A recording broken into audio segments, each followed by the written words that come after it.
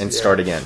That's a good point. And maybe that's. I mean, it is stupid. I don't know. I don't know why you do that. It just feels like that's how you do it. And if you don't do it, to me, it feels like cheating. And I just can't cheat. And if there's like a special or something, I think it has to be captured somewhere, like in a video. Yeah. You do maybe you do an album, maybe you do a special. Yes. Otherwise, I guess there's no real reason right to kill it all, except if you're coming back to the same towns time and time again. Right. So yeah, I don't know what I'm going to do with this hour. I mean, A, it's not done, and B, I did the special for Comedy Central, and did you like it? I was not prepared for the way commercials really kind of disrupted it. Hell yeah. It didn't translate the way I wanted it to. I mean, I think it did well, and I think it was well received and everything else, but I don't know that I would do that again with the commercials and everything else. It would have to be, I think, a commercial-free network or do it for the internet or something. Did they edit the shit out of it? Yeah. I mean, there were no big surprises in terms of the editing. Okay. And they did a fine job. I mean, it was a special. It was a comedy. It was a comedy special, and that's all very good. And I'm very grateful that they let me do that. Right. But creatively speaking, looking at it, I don't know. I was underwhelmed by myself, as I generally am. It's gotta be hard though to watch yourself. I hate it. Yeah, dude. I hate it. Did you film it in New York? Yeah, Philly. Oh, okay. In fact, I wasn't even going to watch it. I was not even going to watch it, but my wife wanted to see it. Why Philly? Because New York has very strict sort of union rules about shooting. It's cheaper to shoot in Philly. Oh, wow. And it's limited budget stuff, so you got to stretch your dollar as far as you can. Right. And also, I don't like. I mean, I like New York. I love New York, but performing there stresses me out. There in LA, those two towns just performing and stress me out. It's something I do to myself. It's nothing that they're doing, but it just stresses me out. Right. And Philly's a good comedy town. Yeah, it is. So the Meghan McCain, how the hell did that come about? You and her were writing a book together? She and I are writing a book together about kind of it's a political book in the sense that we're both political people. It's not a book about specific issues. It's not a book that's out to solve any problems. Right. It's a book whose premise is basically, look, we have nothing in common, she and I. Right. We didn't even really know each other before we decided to write this book. But the one thing that she and I agree on is that as Americans, we have a lot more in common than we have not in common. Right. And so she and I went on a road trip from West Coast to East Coast, city to city, for a month in an RV. Just the two of you? Well, we had a driver, a guy driving, because neither of us could drive a fucking RV, and then an assistant. So the four of us going town to town all over the country.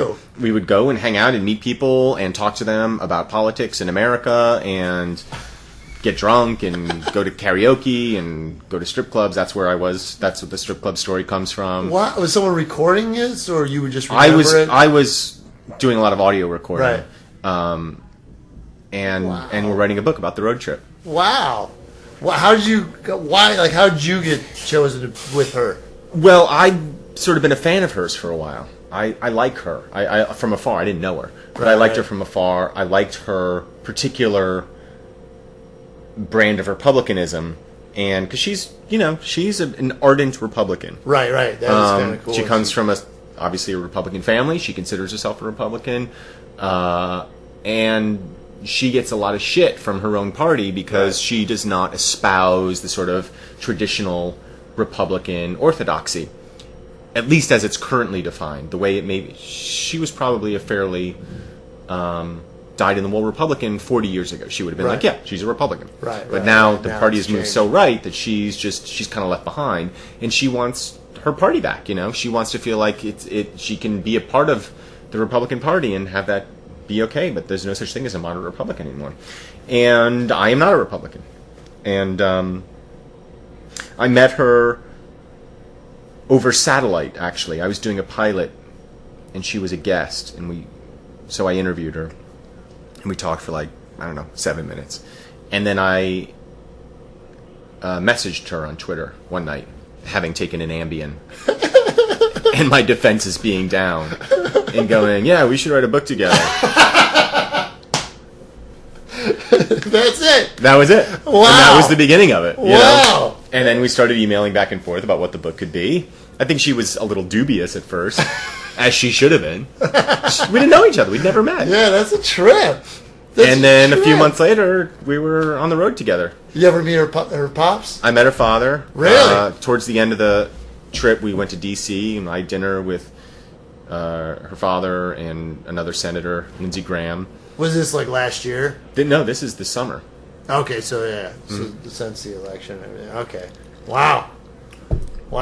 Interesting. How was seeing Mr. McCain? Awkward. Really? It was awkward. Well, he didn't understand like what the fuck I was doing with his daughter. Like, who's this guy?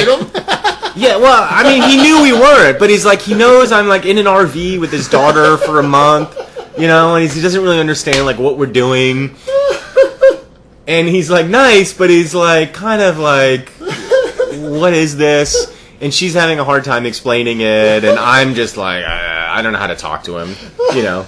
Like, I wish I could This see like that. 98-year-old guy, or however the fuck old he I is. wish I could see that. And so we went out to dinner, and it was just the three of us. And then Wow. Lindsey Graham was late, and John McCain was clearly like totally like uncomfortable. He's like, "Is Lindsey coming? You know, when's Lindsey gonna get here?" Like Lindsey was gonna be like the wingman. You know what I mean? She's the South Carolina one, isn't she? It's a he. Yes, he's from South Carolina. Lindsay, yeah. Lindsay's his name? Lindsey, L-A-N-D-S-E-Y. Yeah, South Carolina. Yeah, wow, man. It was weird. You were really outnumbered in that one. Oh yeah, Dude. I was outnumbered the whole time. What did you talk about there? Just like... This was during the middle of the debt crisis, and he and Lindsay were sort of talking about, they were kind of talking shop a lot, and it was all kind of off the record, and I was just sitting there eating steak, listening, you know. And Lindsay, to his credit, was being like a very sort of congenial host. You know, he's a good Southern gentleman. That's cool.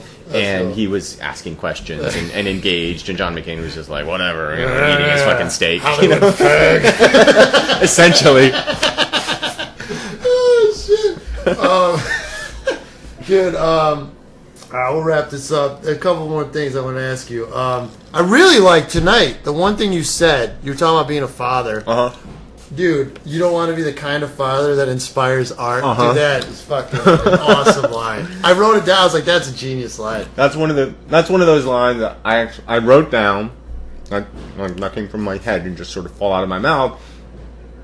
And when I wrote it, I was like, that's a great line. Yeah, and it never gets the reaction that I'm looking for. Right. It's The Everclear reference gets the far bigger reaction. Right. You're like, son of a bitch. And that just sort of spilled out of my mouth one night. Right. And then I'm like, well, fuck it. I mean, I should end right there, but I'm like, I'm not losing this line. I like this line too Right. much. No, that line, dude, that line's genius. I love it. You've been married a long time. 13 years.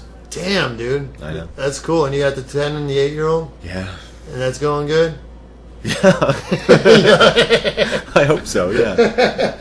I got to ask you about one of the great things I think you were a part of was Wet Hot American Summer. Uh-huh.